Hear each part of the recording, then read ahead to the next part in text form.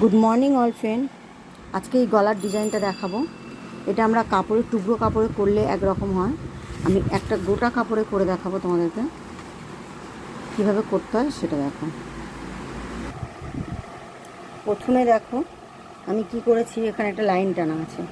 প্রথমে কি করবে, এরকম 2 ইঞ্চি করে একটা দাগ দিয়ে নেবে। তারপর কি করবে, 1/2 ইঞ্চি একটা বর্ডার দাগ দিয়ে নেবে, ডবল একটা দাগ দিয়ে নেবে। এইদিকে যদি তুমি 2 নাও, ঠিক সেরকম মাপ করে এদিকেও তোমার 2 ইঞ্চি নিতে হবে। ব্যাস এরকম করে করে তোমাকে টোটালটাই এরকম 2 ইঞ্চি মাপ করে কেটে নিতে হবে। এটা তোমার স্লাইড দাগ আর এটা তোমার মোড়ার দাগ। দেখো আমি স্লাইড দাগ আলাদা দিয়েছি, এটা আমার পাইপিনের দাগ দেবো।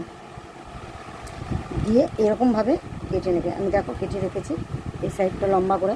তাতে আমার কি একটা কাপড়ে আমার পুরো ডিজাইনটা চলে আসবে। এবার দেখো কীভাবে সেলাই করো। প্রথমে দেখো এই দিকটা নিয়ে যাবে এদিকে,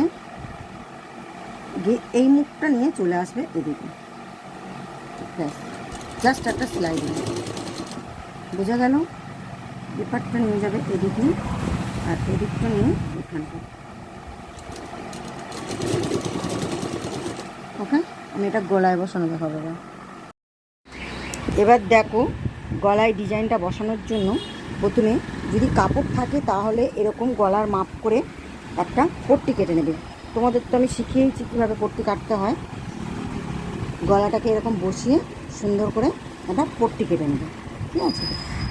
আর এদিকে দেখো আমি ডিজাইনটাকে পুরো এক চেনে তৈরি করে নিয়েছি, আলাদা করে করতে হলো না। তোমরা আমার মতন করবে, দেখবে এক চেনে তোমাদের রেডি হয়ে যাবে, ঠিক আছে? এবার কী করবে, এই ডিজাইনটা সুন্দর করে কেটে নেবে। ফার্স্টে এরকম করবে,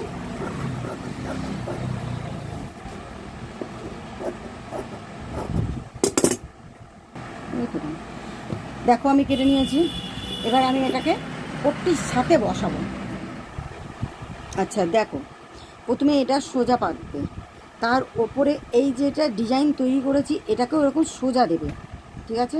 দেওয়ার পর এটাকে কি করবে, এরকম উল্টো করে দেবে। এটা কিন্তু সোজা দিই, এই দিকে দিলাম, যেহেতু আমার সেলাই করে এই দিকে আসবে, ঠিক আছে? বোঝাতে পেরেছি? এইভাবে সুন্দর করে বসাবে, বসিয়ে একটা দাগ দিয়ে নেবে। যদি কারোর অসুবিধা হয় যে কোথা থেকে আমি সেলাই করব, এরকম দেখবে হাতের আন্দাজ করে তুমি যখন আমি যে করছি আমি হাতে বুঝতে পারছি, তোমরাও যখন করবে বুঝতে পারবে। এরকম সুন্দর করে দাগ দিয়ে নেবে, ওকে? নিয়ে সেই হিসাবে তোমরা সেলাইটা করবে। দেখো আমি সেলাইটা করছি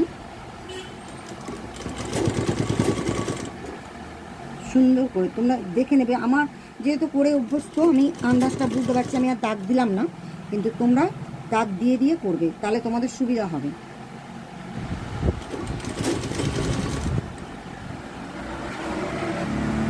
এবার দেখো আমার এটাকে সেলাই করে নিয়েছি সুন্দর করে।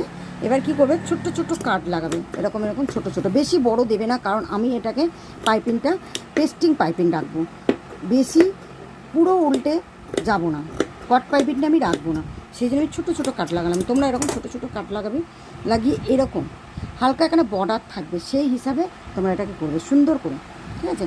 কাট লাগানোর পর দেখো সোজা দিক রয়েছে, জাস্ট এইটুকুনি এরকম বর্ডার থাকবে সরু করে, সেই জন্য এখান থেকে একটা সেলাই দেবে। বুঝতে পেরেছ?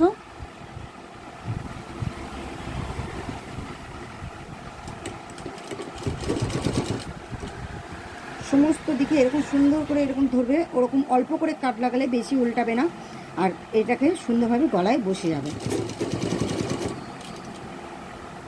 এইভাবে করবে। আমি তোমাদের বোঝাতে পেরেছি ডিজাইনটা।